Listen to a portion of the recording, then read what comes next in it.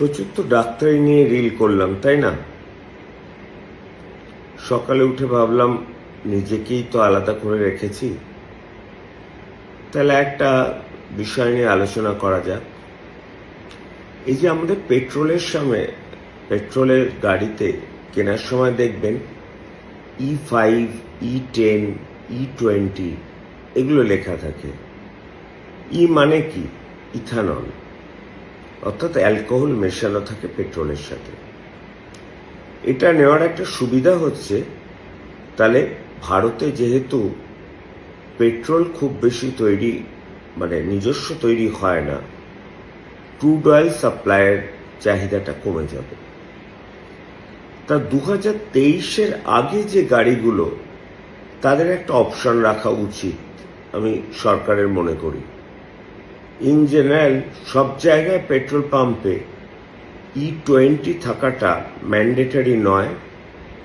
এটা আগামী 2-3 বছর কিন্তু E10 বা E5 পাওয়া উচিত। এখন যদি আপনি কিনতে যান না পেট্রোল পাম্পে, দেখবেন পিওর পেট্রোলের দাম 167 টাকা পার লিটার, আর যেগুলোতে E5 আছে সেটা কিন্তু অলমোস্ট দুষ্প্রাপ্য, পাওয়াই যাচ্ছে না। তাহলে পেট্রোল গাড়িগুলো যারা 2025, 26 বা 24-এ কিনেছে তাদের কোনো অসুবিধা নেই, কিন্তু ভাবুন অনেক লোকের তো রুটি রোজগার ওই পেট্রোল বাইকে চলে, তাদের পক্ষে 167 টাকা দামের তেল কেনাটা সম্ভব নয়।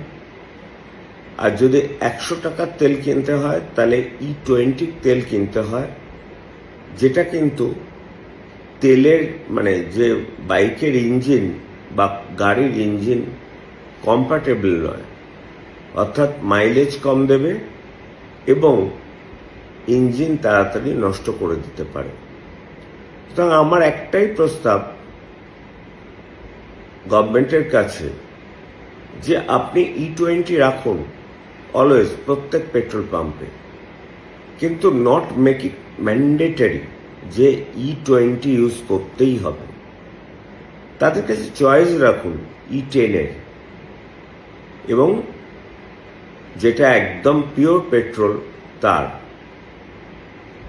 E10-এর চয়েসটা তাদের জন্য থাক যাদের 2023-এর আগের গাড়ি। সবার তো আর নতুন গাড়ি করার ক্ষমতা নেই। 2-3 বছর বাদে আস্তে আস্তে E10টা তুলে দেবেন, যখন দেখা যাবে adequate amount of E20 compatible গাড়ি বাজারে চলে এসেছে।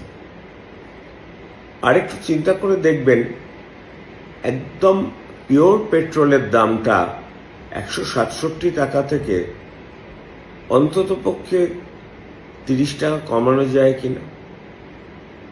কারণ অনেকেরই তো গাড়ি 2020-21-এর, তাদের কিন্তু পিওর পেট্রোলটা বেশি দরকার। তাদের গাড়ি কিন্তু E20 বা E10-এও কম্প্যাটেবল নয়। একটু প্রস্তাবটা দিয়ে রাখলাম, ডাক্তার হিসেবে, গাড়ির মেকানিক হিসেবে নয়। ভেবে দেখবেন সরকার, যেটা ভালো বোঝেন করবেন।